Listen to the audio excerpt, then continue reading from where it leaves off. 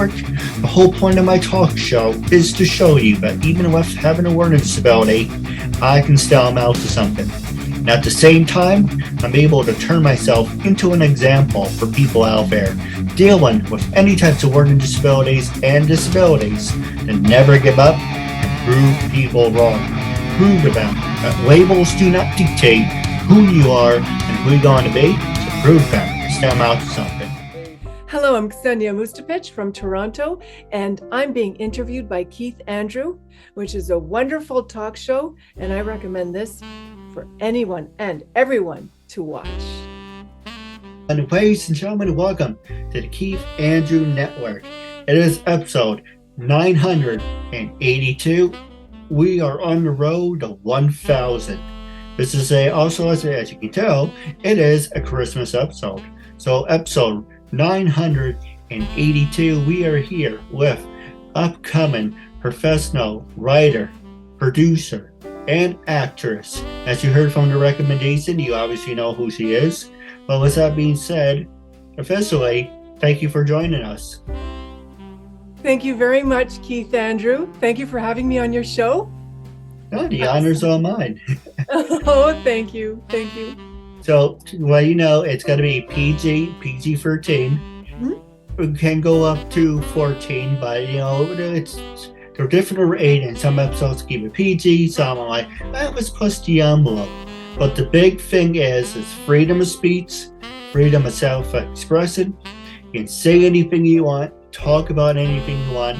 I want you to feel comfortable, so I want you to be yourself. So Thank you so much. No, absolutely. The first question I want to ask you is tell our audience a little bit about you and a little bit about your background. Okay, no problem. I'm Xenia Mustapic, and I'm currently in Toronto. I am from Toronto, and I'm an actress and a writer and a producer, as Keith Andrew had said. And I have two sons who are teenagers, 17 and 19 years old. I love my boys, as all moms do. I'm lucky that they still live with me, or I still live with them, depending on how you want to look at it. And so I'm a working actor and writer and mom still. Not a helicopter mom anymore. They're too old for that. They won't allow me. Well, you're never too old. That's true. That's true.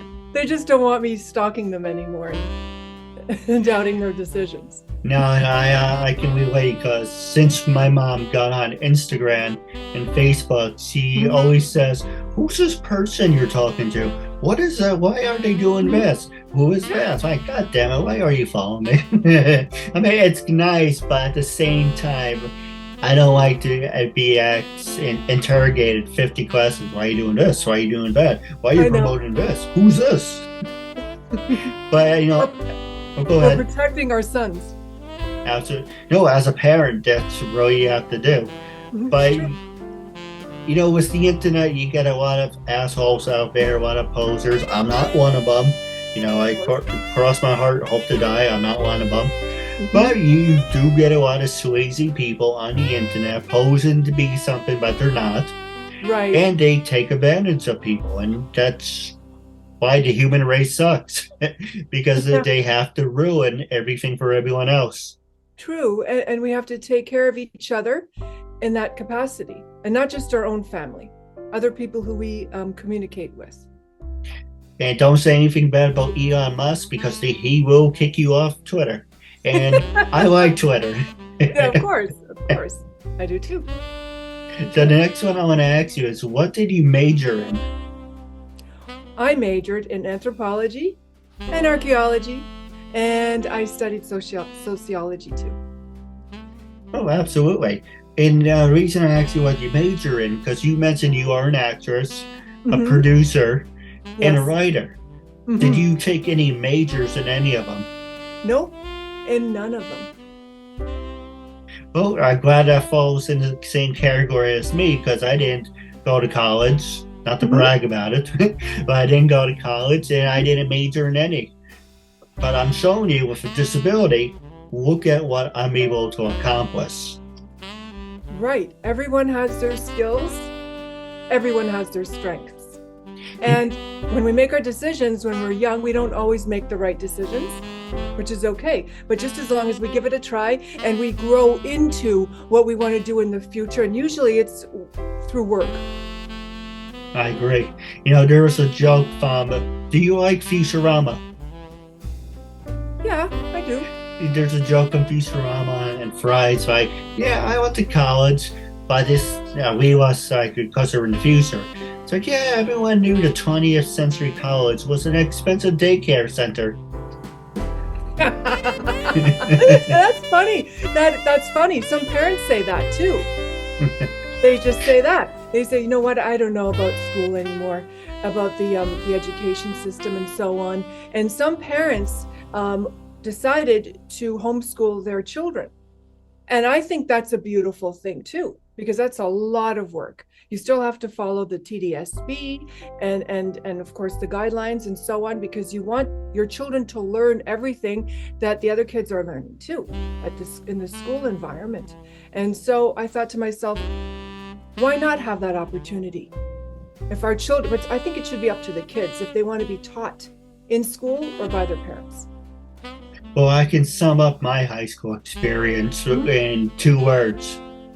Read a newspaper. Go sit in the back room. Don't bother me. I like that. That's cool. But we can always talk about that for another time. But you bring up 2 good subjects.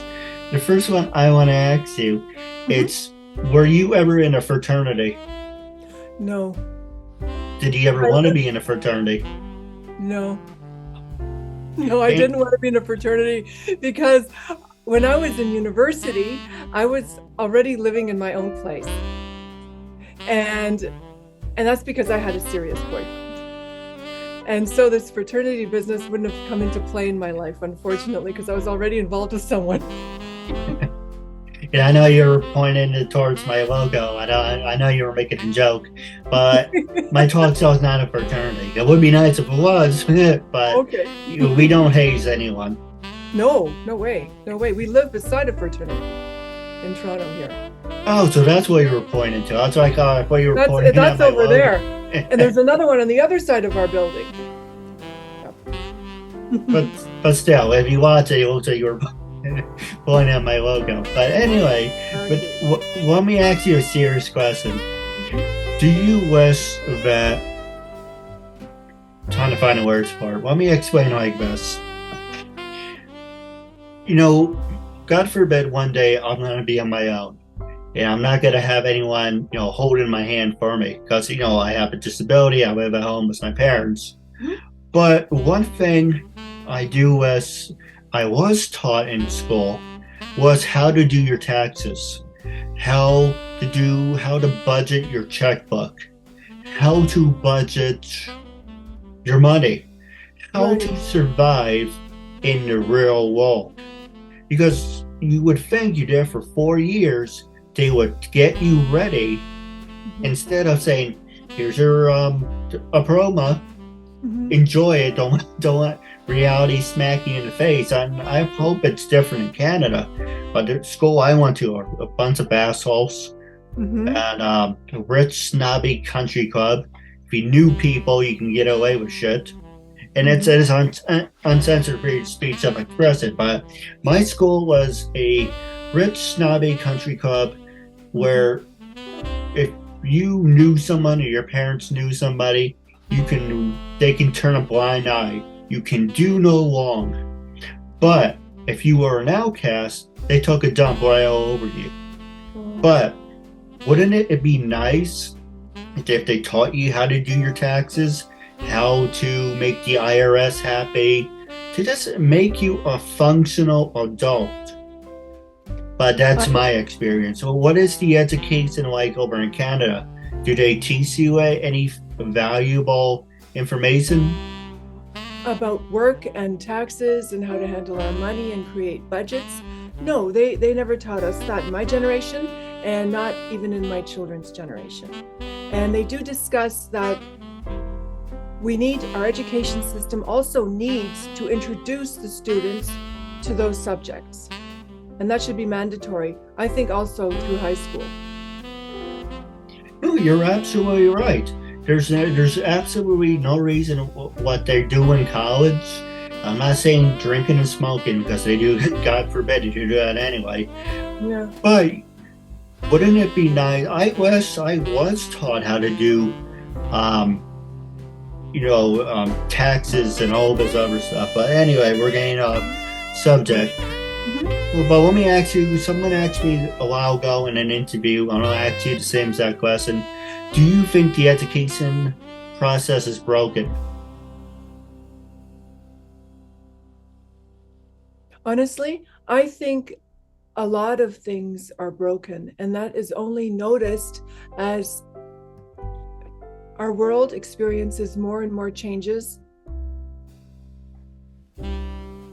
negatively. And then we realize, where are our children going to be when they have to fend for themselves? And the world is also changing so negatively as we speak, and they're not prepared for this mindfulness. We have to teach them more mindfulness and how to deal with trauma and how to deal with losing health, losing opportunity, losing money, and recessions, and how to cope in recessions when they're grown up, and have other plan B, plan C, other things ready to experience and experiment with so they can take care of themselves. No, absolutely. Trying to find a word for it without sticking my foot in my mouth, I usually do. This is a wonderful time of year because you have your friends, you have your family, you have your health. But unfortunately, on the other side of that, you look at the suicide rate. So anyone who needs help, anyone that needs to talk to, go to the suicide hotline. There's always someone there that can help you out. You never go down that dark path. And that's doing a little promo for that. But let's talk about a happier subject. Yes. Who influenced you to become a professional actor, and how many years have you been acting? Oh, I would say I have been an actor, I would say, for 20 years. 20 years. And I produced my first movie in 1995. And I loved it. And I loved the experience of working with our actors. And being a filmmaker gave me the confidence that I needed to say, yes, now I'm ready to act in projects that I will be challenged with. Well, let me ask you this. Oh, go ahead. I'm sorry. I had my children, as you know, 19 years ago, my first boy. And that's when I stopped acting because I'm a stay-at-home mom. And so I had to give my career a break, but I still did my freelance writing and editing and so on while they were growing up. And as soon as they finished elementary school, I went into the acting again. I said, now it's my time to move ahead with the acting. Oh, absolutely. Now, do you believe that the acting world and the experience made you a better person? Has it given you an opportunity to express yourself how you wouldn't express yourself in everyday life? That's a good question. I never thought of that, actually. I love my characters.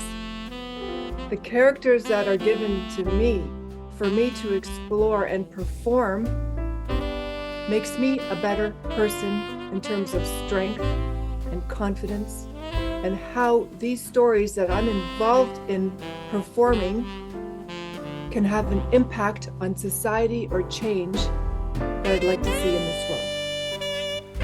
I agree. Now I'm going to ask you, I have 1 to 15, but I'm going to ask you the ones, similar questions, but to similar subjects.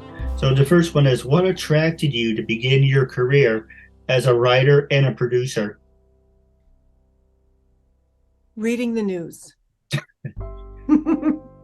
Reading the news, how it influenced me, how it didn't interest me, and watching movies and reading a lot of books. Now, what were some of your favorite films that you produced and written? Okay.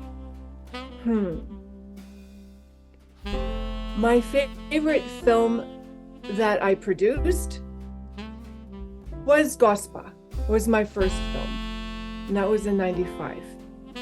And I loved it because it was about a pilgrimage in Bosnia-Herzegovina. And it was very interesting and exciting. And I love that movie. And what else did I love? I love the smaller films that I produce now. And I hire other students to partake in my filmmaking. So we all learn together. And I also do university films as an actor. I like to do at least 2 of those a year. This year, I did 4 of them. And I was really excited because there are future filmmakers. Well, if you're interested, the next time you do a film and you need it promoted, we can definitely do an interview. I would love to interview you and the cast and hear about the film. Thank you. That would be lovely. I would love that. Now, the question I want to ask you, because you mentioned you were a writer, how do you feel about ghostwriting? I don't like ghostwriting because it's so hard to establish yourself as a freelance writer because the competition is so high, just like with anything else, be it acting or producing. Writing, yes, that too. And I'm a freelance writer and I'm a published magazine writer. I've published a few articles, and it's always a new beginning because each project is different. And I would like my name to be seen because everything that I write and anything that I say, I want to have my name beside it. Well, you gave me some great ideas. We can definitely talk about that off the air.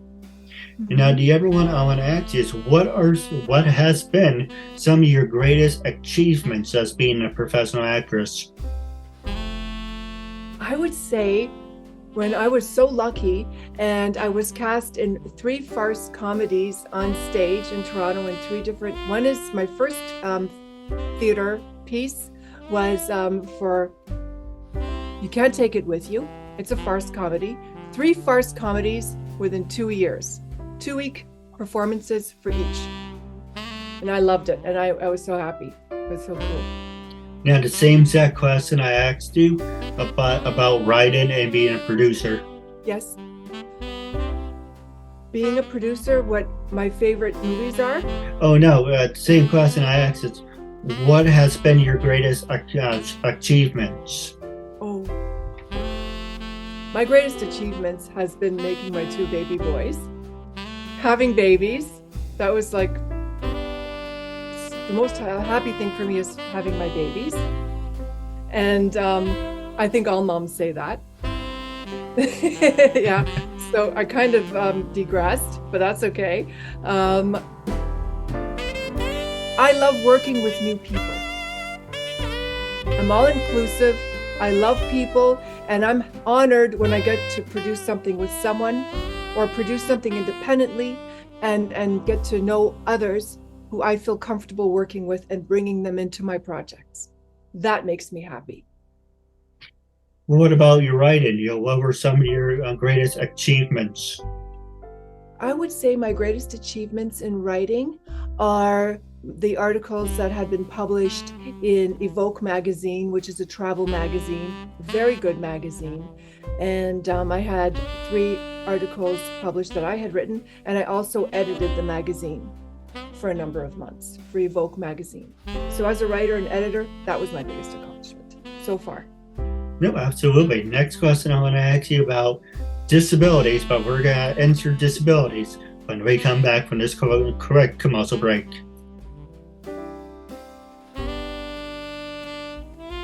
Hi, this is Vivian Lee.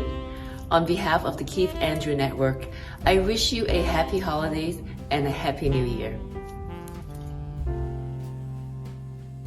We're back from the quick commercial break, and we're going to talk about disabilities. The first one I want to ask you is, besides me, obviously, have you worked with people with disabilities? And how can someone with learning disabilities follow in your footsteps? That's a good question. Yes, I have worked with people who have disabilities. I volunteered for approximately 10 years in the elementary school system here in Toronto when my children were in elementary school. And no, I wasn't stalking them. I was volunteering to see how it looks like to work in a school system and what it feels like to be an assistant to a teacher and a parent at the same time, and watch the children grow and develop all in their own ways. And I did so much volunteering that I had been asked to be a tutor for some students with reading disabilities. And I was happy to do that, and I love being a reading tutor for kids. Now, the next one I want to ask you, it covers all three subjects of being an actor, writer, and producer, so you can answer all three within the same question, is how comfortable are you teasing others? Obviously, you worked as a teacher's assistant, so I know that sounds like a stupid question, Jim. She just told you, she taught others. But for people who have disabilities, who want to be a writer, actor, and producer, how comfortable are you teasing? Like, for an example, I would love to. Like, for an example, if you were teasing me, yes, how would you do it? I would say continue being yourself. You're teaching me. I mean, look, you've interviewed how many people? This is your 982nd show. That's a lot. I mean, so I'm learning from you, and to teach you anything, I mean, would just be a creative process, like it is for me. Yeah, absolutely. And you have to have patience. Yes. That's my biggest thing. Is, I meet a lot of people who, snap their fingers and they want to be a perfectionist or an asshole. But you have to be patient. It doesn't, even when you're driving, where are you in a hurry to go? And because we're all going to go to the same direction, even if it takes longer, just have a little patience. And it shows you and teaches anyone out there that you are a worthwhile human being because you have a lot of patience. Yes, we have to have patience. Especially.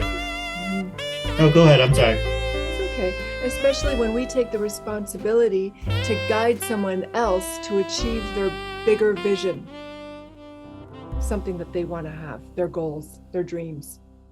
That's a big responsibility. And you must do that with love. You must do that with patience. And you got to do it with grit. Absolutely. Now, the number one I want to ask you is how comfortable are you speaking in front of a large group of people? I love it. I just love it. I get nervous. I got nervous. I'm nervous in your interview too. Not because you're not so welcoming. You're super welcoming and kind, and you're an excellent, excellent director and everything else.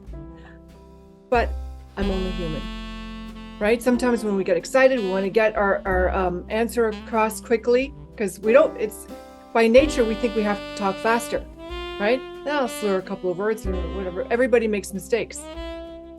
But that's why I get nervous before I go on stage, like anyone else.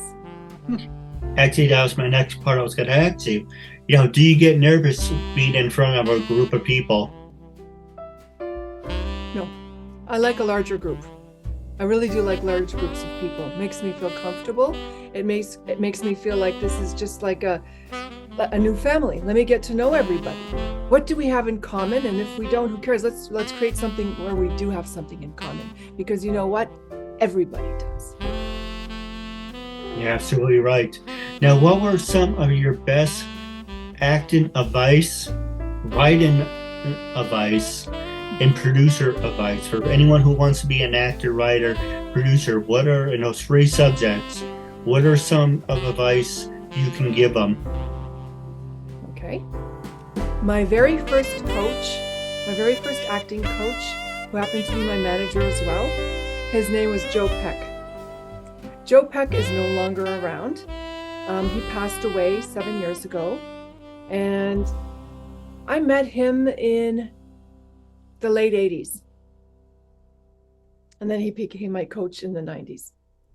And he said to me, he said, Xenia, as an actor, just be yourself.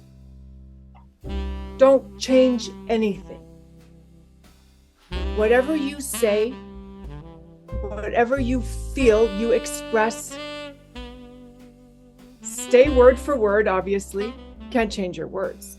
I mean, it depends on the production, of course. Sometimes they're okay if the words change a little bit. You improvise a little. Never pause. If you pause, make it an active pause. Just you know, you're looking for something, what have you. You know, I mean, you just don't, because we're always moving around. If we forget something, we think about something, we just, this kind of stuff. And what else did he tell me? He told me just to be myself. That's all it is, you know. All it is. For my next season, I won't be using index cards because every season I do a different background. I do an introduction. I do everything different. One season, I just no cards. I'm just gonna say if it blurs out of my mouth, I'm gonna say it. There are some seasons where I'm like, okay, let's use some index cards. Next season, season 11, freedom of speech. I like that. I love that. I love both. I think it's excellent to have, like an actor also, when they're rehearsing, when they're preparing for their audition, we have to have our sides with us. You learn your lines, you're off book, then get rid of the pages so it doesn't take you off, because it makes you insecure, because then you think you're assuming that you still need to refer to the script when you actually don't. Absolutely. Now, I ask you one last question, and then I actually can wrap up. Yes. I want you to be brutally honest. When I first approached you to be a guest on my talk show, what made you say yes? How do you feel now? And would you recommend it to other people? When I first received your invitation to be interviewed by you on your network show, I was excited.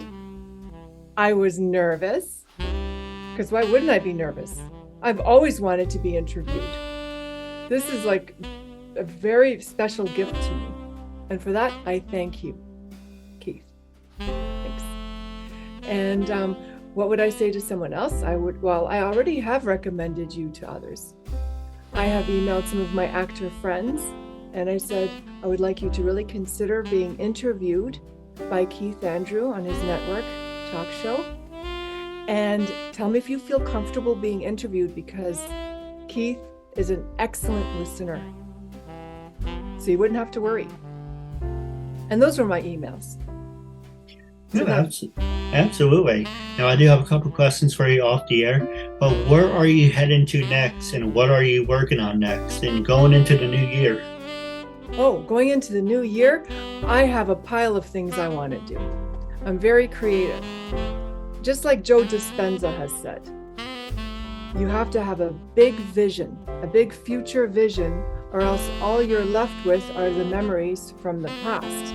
And that we don't want to live based on our memories. Of course, these are my own words now. I don't like to misquote people because, you know, as a writer, I can't do that.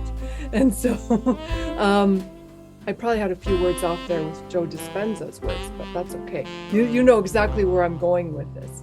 My big vision is write more, learn more. I'm always studying, but I'm always playing. I do this for fun. I do this because I love people and I love being an actor. Absolutely.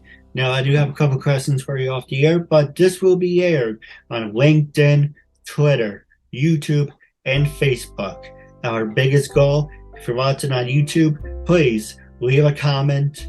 Tell us about what you feel, who should be a guest on the next show.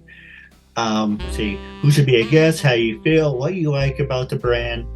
And it makes sense. If you're watching something, leave a comment. And you get to interact with me, you interact with the guests. But our goal is to see part 2 of our episode. We have to reach over 100 views. But like I said, this will be shared on all social medias. As a holiday theme, on behalf of the KeithAndrewNetWork, happy holidays, happy New Year's, And until we meet again, catch you later. Thank you, and God bless. Happy holidays.